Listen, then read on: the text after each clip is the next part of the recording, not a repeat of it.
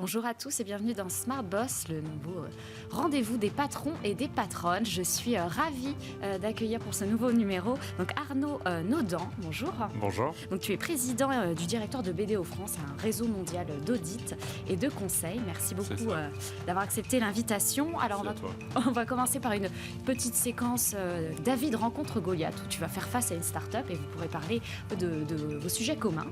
Ensuite on aura la séquence en coulisses où tu vas vraiment nous parler de ta vie de dirigeant et des moments forts que tu as pu avoir ces dernières années. Et enfin, on aura l'interview chrono, comme son nom l'indique, et une série de questions-réponses très courtes. D'accord, ok. Et bien écoute, merci beaucoup. Merci. Et maintenant, on va passer à la séquence. Eh bien, David rencontre Goliath.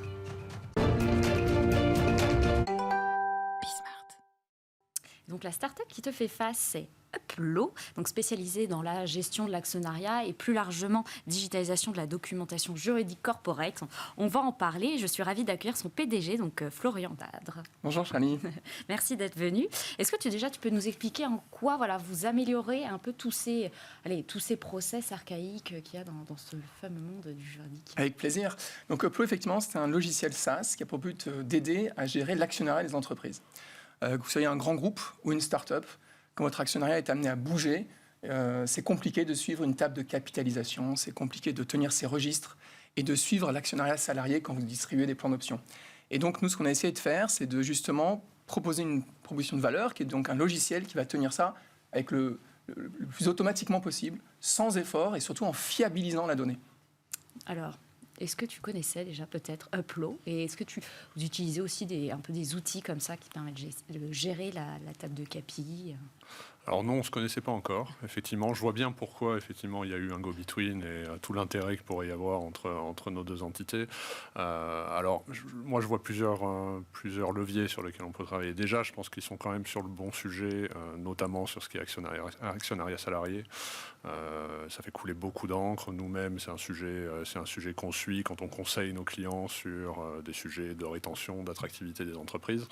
Donc, je pense que c'est un marché qui va prendre de l'ampleur. Donc voilà, je pense qu'on a affaire à des bons entrepreneurs de se positionner là-dessus.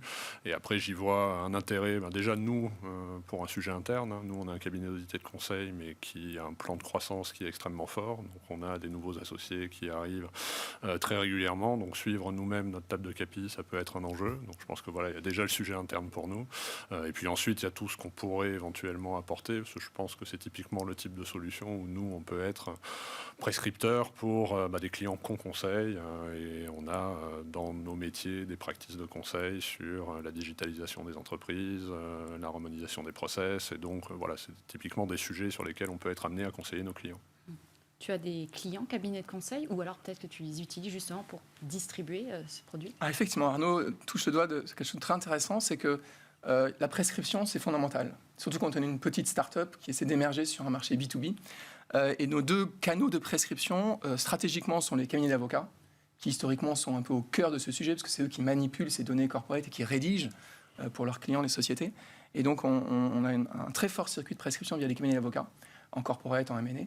Et puis, dans notre roadmap à nous stratégique, on a décidé qu'effectivement, dans quelques temps, on s'intéresserait à un autre réseau de prescription qui est très proche de celui d'Arnaud, puisque effectivement, ce sont les cabinets de conseil et les cabinets d'expertise comptable qui, à différents moments de la chaîne de valeur, sont amenés effectivement à recommander, prescrire, voire peut-être même utiliser si nécessaire. Alors, on parle aussi aujourd'hui beaucoup d'IA. Est-ce que d'ailleurs c'est une composante que vous intégrez maintenant? Vous comptez en faire un peu plus? Parce que sinon, je ne veux pas dire que vous allez disparaître. Mais... Non, bien sûr. C'est le moteur qui va nous permettre d'automatiser le plus possible la gestion de la comptabilité titre, donc des données qui composent l'actionnariat. Aujourd'hui, ce qui se passe, c'est que la comptabilité titre, on l'a fait en lisant un document corporate et en extrayant la donnée qui la constitue. On structure cette donnée, et après on fait des calculs et on montre des résultats. Et donc on montre une table de KPI, on digitalise des registres, et puis on propose plein de vues de l'actionnariat salarié, pour que chacun puisse voir ses plans de BSPCE, ses vestings et tous les éléments qui les constituent. Plus le machine learning et l'intelligence artificielle seront développés au sein de notre solution, plus l'extraction de cette donnée sera faite rapidement, automatiquement et sans erreur. Donc c'est absolument fondamental. Et donc notre modèle à nous, c'est effectivement d'entraîner notre machine dans ce sens-là. On a aujourd'hui plus de 100 000 documents corporate qu'on a en gestion. Donc on a déjà entraîné notre modèle sur un volume relativement conséquent. C'est forcément l'avenir des prochaines années pour nous. C'est une bonne, mauvaise nouvelle, l'IA, pour BDO? Moi, je pense que c'est une très bonne nouvelle. Moi, je fais partie de ceux qui pensent que ça ne va pas nous disrupter, enfin qu'on a encore de l'avenir, mais par contre que l'IA va nous permettre de gagner en productivité, va être un fantastique outil pour qu'on puisse vraiment se focaliser sur ce qui crée de la valeur pour nos clients. Donc voilà, moi, c'est ma philosophie.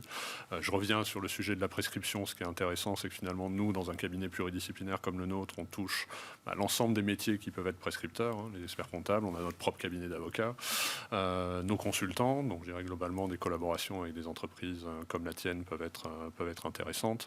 Et sur ces sujets d'IA, je pense qu'aujourd'hui, tout ce qui va nous permettre de gagner en productivité, toutes les technologies qu'on peut utiliser basées sur l'IA qui feront que nos collaborateurs qui aujourd'hui font ça sous Excel vont pouvoir automatiser, dont se focaliser sur d'autres tâches. Dans tous les cas, ce sera, je pense, le principal enjeu des prochaines années.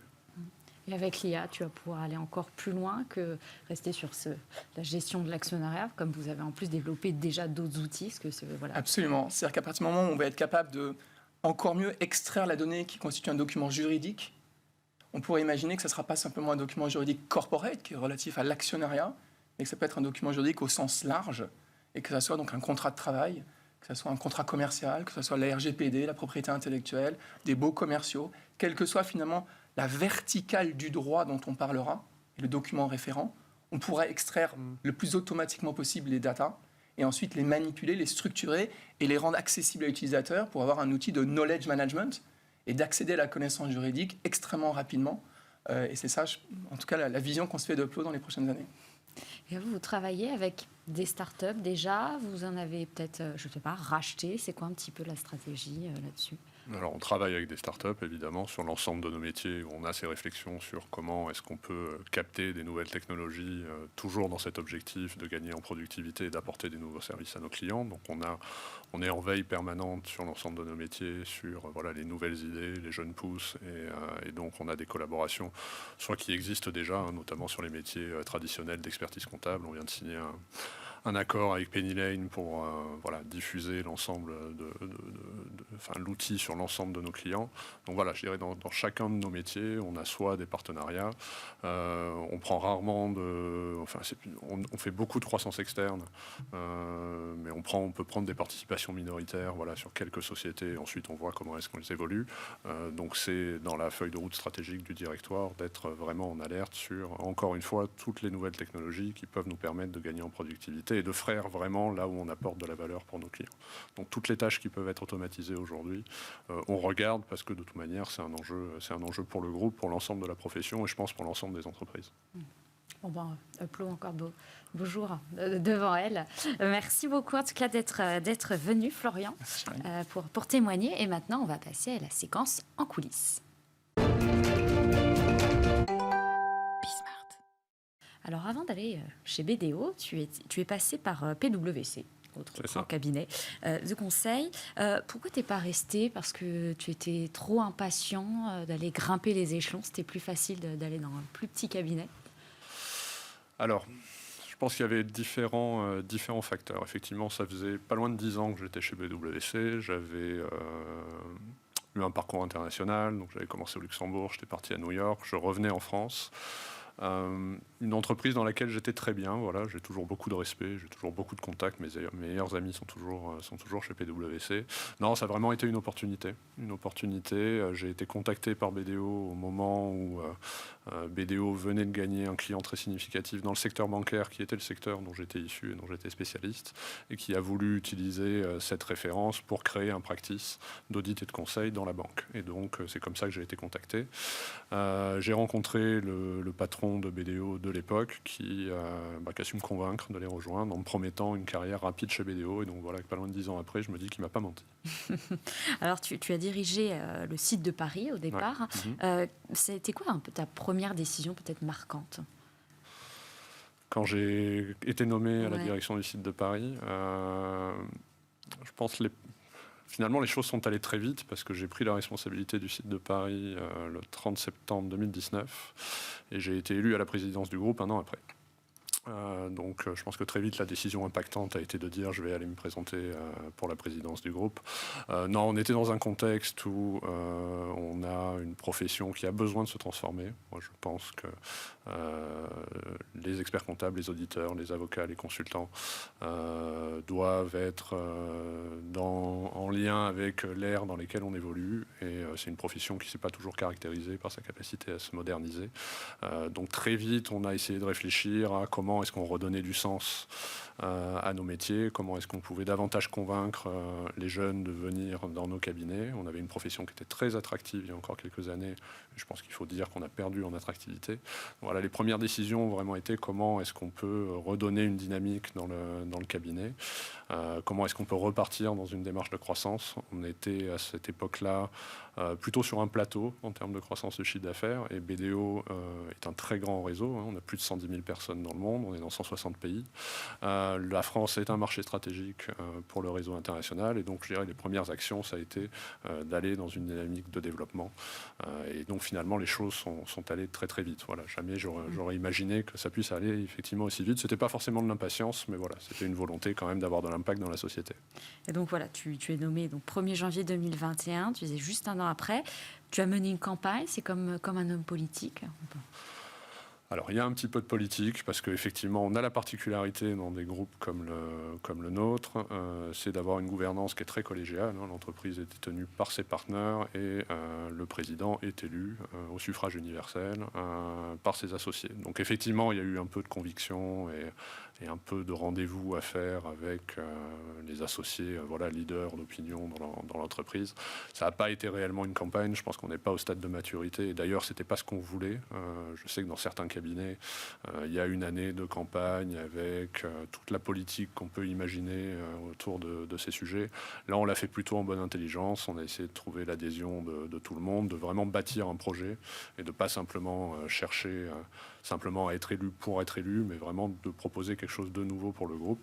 Et c'est ce qui, je l'espère, a plu à nos associés et qui s'est concrétisé dans leur vote quand ils ont décidé, à la fois pour moi, mais surtout pour mon équipe, parce qu'on a aussi la particularité, c'est que les associés chez BDO ne votent pas pour un président, mais ils votent vraiment pour une équipe de direction. Donc c'est extrêmement collégial et très collaboratif au sein de la communauté des associés. Et donc tu as été élu à 38 ans. C'est un atout, c'est un élément sur lequel tu as joué, le fait d'avoir quand même moins de... Alors je vais dire jeune, il y en a qui ça va leur plaire, jeune, vieux, on ne sait jamais. Ou alors c'est au contraire un peu un handicap et il fallait prouver justement des choses. Alors non, j'ai beaucoup joué là-dessus, effectivement. Moi je pense que c'était un actif et que c'était un avantage.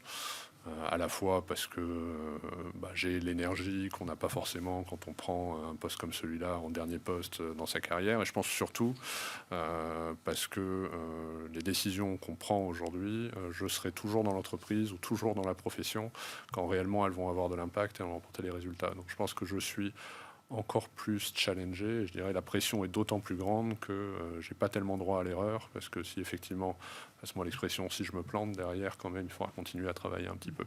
Donc je pense que c'était un actif. Après, il a fallu effectivement convaincre. Il y a des personnes qui disaient, est-ce qu'à 38 ans, tu as déjà passé tous les caps pour pouvoir gérer une entreprise qui quand même à cette époque-là faisait 150 millions d'euros de chiffre d'affaires, 1500 collaborateurs, donc il a fallu quand même convaincre et avoir les idées et un projet qui soit assez clair. Et alors aussi rapidement, tu fais tout très rapidement, tu étais donc, BDO est devenu le premier acteur dans l'audit et le conseil à adopter le statut d'entreprise à mission. Comment tu as mis en marche ça au sein de la société concrètement? Tu l'as porté seul, avec des équipes? Alors, effectivement, on a été les premiers à adopter la qualité, on en est très fiers. La genèse de ce projet, pendant le Covid. Ça a été un moment pour moi qui a été quand même une vraie prise de recul. Enfin, moi, je suis quelqu'un qui fait beaucoup de sport, qui est beaucoup dehors. Donc là, être enfermé à Paris, c'était pas quelque chose, ça n'a pas été... Voilà, je pense que les gens ont vécu ça, pas forcément au même degré. Donc pour moi, ça a été vraiment un moment où j'ai vraiment pris du recul. Et à ce moment-là, où je commençais à réfléchir effectivement à l'élection du président de BDO, je me suis vraiment posé la question, dans quel type d'entreprise est-ce que je voudrais porter cette fonction, et si je dois l'incarner, quel type de valeur on doit incarner. Et effectivement, la mission est devenue assez naturellement.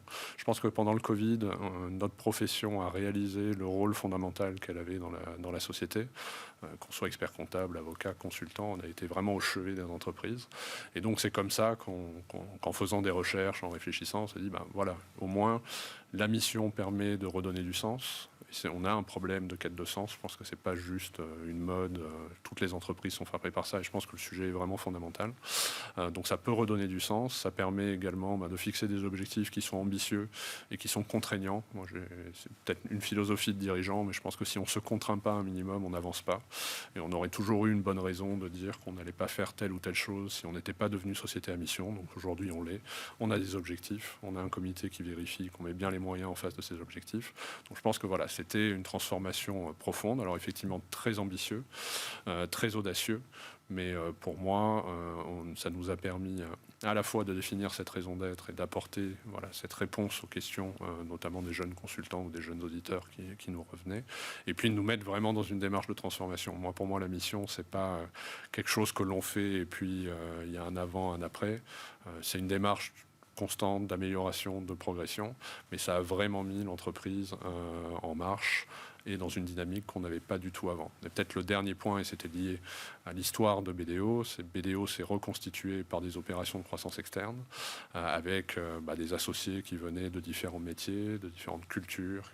Et la mission a vraiment permis d'aligner, moi c'était vraiment mon objectif premier, d'aligner l'ensemble des associés et des collaborateurs autour de cette raison d'être et de valeurs communes. Et finalement, ça a été, moi j'ai insufflé, donc on y reviendra peut-être sur finalement mon rôle dans tout ça et comment je le vois, mais ça a été un projet collectif avec l'ensemble de nos associés, de nos collaborateurs, de nos parties prenantes, et plébiscité, parce que je crois qu'on a fait 95% de votes positifs quand on a adopté cette qualité. Alors tu as dit beaucoup de choses, tu as parlé vraiment de croissance, choses comme ça. Moi je voulais quand même, on a fait beaucoup de recherches avant l'émission, et je le sens dans la façon dont tu parles, mais tu dis, j'ai lu que tu écris souvent 3 points sur ta to-do du jour. Alors je ne sais pas si c'est toujours exact, ou en tout cas t'en écris peu. Pourquoi aussi peu? Parce que tu dis que tu ne peux pas tout faire de toute façon. Alors oui, tu es bien renseigné, effectivement. Je pense qu'un dirigeant, on peut très vite se faire noyer. Mon rôle n'est pas, et donc faire une to-do où il y a 50 pages de tâches, c'est pas forcément ce sur quoi on m'attend. Et quand j'ai pris ces fonctions, et donc je continue à me le dire presque tous les jours, quels sont vraiment les 3 sujets stratégiques pour le groupe sur lesquels je dois avancer. Et donc certains s'inscrivent dans la durée, je ne les change pas tous les jours, mais c'est réellement comme ça que je vois mon rôle, c'est qu'est-ce qui est vraiment fondamental, stratégique pour le groupe, et c'est vraiment ces constats que je me pose très régulièrement et que je remets en question. Donc effectivement, j'ai une to-do qui est très courte, et j'ai un nombre limité d'objectifs, mais que j'estime particulièrement structurant et impactant pour l'avenir du groupe. Alors, je voulais revenir aussi sur un événement. Alors, je passe un peu du coq à l'âne, mais je trouve qu'il était important à évoquer. C'est donc Fabrice Branjon, qui était donc le directeur général de BDO France, qui est décédé l'année dernière à l'âge de 59 ans.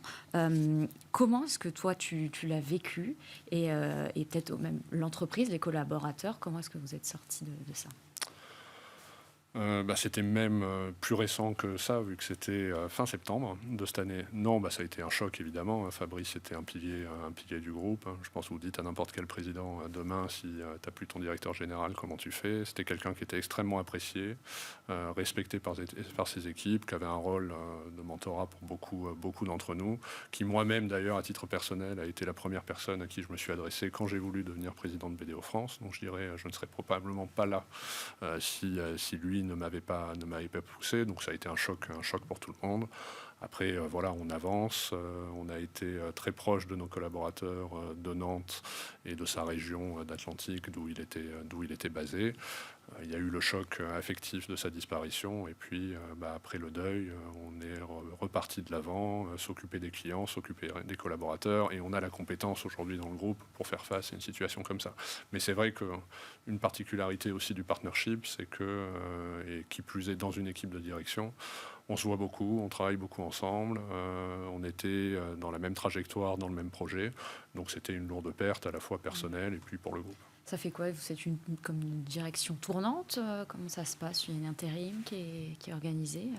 Non, on a continué avec l'équipe actuelle qui va être renouvelée dans tous les cas, vu que le directoire arrive en fin de mandat et donc on va revivre une élection pour la prochaine mandature. Donc après, on est réattribué les rôles et encore une fois, on a parmi nos associés des gens extrêmement compétents et qui peuvent avancer. Le sujet était, voilà, on n'avait pas envie de gérer ça. Et moi-même, dans ma vie professionnelle, je m'imaginais pas. C'est pas quelque chose que j'avais imaginé quand j'ai pris ces fonctions, de dire un jour il faudrait que je fasse l'éloge funèbre de mon directeur général. Donc voilà, c'était un mauvais moment pour nous tous, mais on va continuer à avancer. Alors, autre sujet, on a aussi vu que tu étais quelqu'un passionné de sport. Alors, j'ai eu triathlon, alpinisme, parachutisme, beaucoup de sports qui te demandent beaucoup de se dépasser. Faut encore plus te dépasser quand on est dirigeant? Oui, je pense. Je pense qu'il y a une attente qui est très forte de nos collaborateurs, de nos clients, de nos équipes. Donc, ça nécessite de l'engagement et ça nécessite de se dépasser professionnellement. Après, moi, j'ai aussi cette nécessité, c'est de pouvoir... Enfin, c'est mon exutoire, c'est mon moyen de décompression. Je suis tombé dans le sport tout petit et finalement, je n'ai fait qu'augmenter le volume au fil des années. Donc, c'est vrai que là, j'en fais beaucoup. Donc, ça demande de l'organisation. Voilà, ça demande beaucoup d'organisation. Ça demande de pas beaucoup dormir. J'ai la chance de pouvoir dormir 4-5 heures par nuit. Donc finalement, ça rentre dans l'agenda et ça fait du bien. C'est bon pour la santé. Ouais, donc tu as de la chance. Et d'ailleurs, j'ai vu que tu as représenté BDO dans de nombreuses manifestations sportives. J'ai vu aussi un circuit d'Ironman. Tu cours avec les collaborateurs. Qu'est-ce que ça crée, ça? On fait beaucoup d'initiatives autour du sport, effectivement. J'ai toujours pensé que le sport était un moyen de rassembler les personnes, de créer un sentiment d'appartenance, un esprit d'équipe. Et donc, on pousse les collaborateurs à faire du sport, à la fois pour leur santé. Vraiment, on a un objectif dans la mission qui est la santé physique de nos collaborateurs. Donc, effectivement, il y a beaucoup de choses. Il y a des applications internes qui incitent les collaborateurs à faire du sport avec des challenges internes. On sponsorise énormément d'événements, beaucoup autour de la course à pied, c'est vrai. Ça, c'est peut-être parce que j'ai cette passion-là, forcément ça retourne autour de mes propres passions. Mais oui, j'aime bien quand on participe à une course, aller courir avec les collaborateurs, ça crée de la proximité. Je pense que c'est aussi ce que les jeunes collaborateurs attendent de leurs dirigeants. Je pense qu'il y a une évolution du leadership qui est assez palpable et je pense que les dirigeants aujourd'hui ne peuvent plus être un dirigeant dans une tour d'ivoire avec des barrières par rapport à leurs collaborateurs. Moi, je fais vraiment en sorte, je pense que mes collaborateurs me connaissent, sachent ce que je fais dans ma vie privée, mes passions. On promeut énormément cela, de dire vivez vos passions, parlez-en, venez au bureau comme vous êtes et donc finalement qu'il y ait une proximité entre moi et l'ensemble des associés, des collaborateurs. C'est un peu ça, parce qu'on a lu dans plusieurs aussi interviews, tu dis toujours je veux casser les codes du conseil, etc. En fait, c'est une autre façon de dire allez, tu veux rajeunir tout ça. Oui, c'est ça. C'est exactement ça. Je pense qu'on a un métier qui est extrêmement utile, fondamental pour la société, qui est très intéressant. Et donc, je pense que moi, il faut que je sois comme je suis naturellement. Et donc, je suis un dirigeant de 40 ans maintenant, les années passent, 41. Mais avec ma particularité, avec mon style, et je ne change pas de rôle quand j'arrive au bureau. Voilà. Donc, je continue d'être comme je suis à l'extérieur, comme je suis à l'entreprise. Et je pense que au moins les collaborateurs et mes associés savent comment je suis, ce que je pense, comment je vis. Et je pense que c'est un axe de leadership qui est très important et que je conseille à tous les dirigeants. Comment tu résumes un peu ton style? Tu as eu beaucoup de choses, on a l'impression sportif, très, très ambitieux, transparent. Oui, je pense que c'est ça. Moi, j'avais un mantra qui était déjà de dire faut créer de la cohérence et faut être aligné. Moi, je dis toujours dire ce que vous faites et faites ce que vous dites. Donc, j'agis toujours en transparence et je sors jamais du cadre qu'on s'est fixé. Voilà. Je pense que autrement, ça crée de l'incertitude et l'incertitude n'est pas bonne dans les entreprises. Donc, c'est de la transparence, c'est de l'engagement. C'est vrai que moi, je vis passionnément pour ce groupe. On s'est fixé un objectif qui est de le développer en France, d'être un peu la force motrice de la profession pour l'amener à se transformer. Donc, il y a de l'ambition. Il y a de l'engagement, il y a de la détermination. Voilà, on est très déterminé à atteindre nos objectifs de croissance, à augmenter notre impact dans la société. Et donc, voilà, après moi, je me vois surtout, qui plus est, dans une gouvernance comme celle de BDO, plus comme un chef d'orchestre. J'ai des gens très compétents dans l'entreprise, des associés qui ont une fibre entrepreneuriale, qui veulent avoir une liberté d'entreprendre. Et moi, mon rôle, c'est surtout, je dirais, d'insuffler, de donner un cap, et puis ensuite de faire en sorte que tous les potentiels se développent dans l'entreprise, dans la direction qu'on a insufflée avec l'équipe. Alors, dans un portrait qui t'a été consacré dans Les Échos, il est écrit qu'il y a une photo encadrée de Mohamed Ali qui trône sur l'une des étagères de ton bureau. Alors, est-ce que c'est vrai déjà, j'espère? Oui, c'est vrai. Et pourquoi alors? Parce que c'est le fameux combat de Mohamed Ali, donc, où il vient de mettre KO son adversaire, et je trouve elle démontre de la détermination, de la combativité. Alors avant, elle était sur mon bureau, je l'ai un peu enlevée, maintenant je l'ai mise sur une étagère parce que ça froissait quand même certains quand je discutais dans mon bureau d'avoir cette photo à côté de moi. Voilà, c'était pas forcément le message que je voulais faire, mais effectivement c'est une image de sport que je trouve très intéressante, marquante. C'était un combat historique, donc elle est toujours sur mon étagère dans mon bureau. Bon, écoute, merci d'avoir répondu à toutes ces questions. Et maintenant, on va passer à l'interview chrono. Bismart. Alors, si tu devais garder qu'un seul sport, ça serait lequel? La course à pied. Est-ce que tu utilises ChatGPT? Oui, beaucoup. Pourquoi?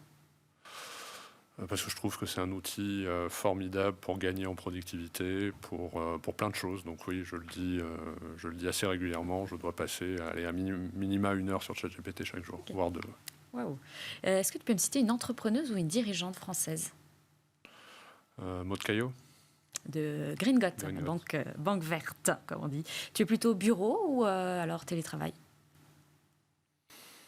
Plus bureau quand même. Je suis très souvent au bureau. Si tu pouvais changer le code du travail, tu changerais quoi?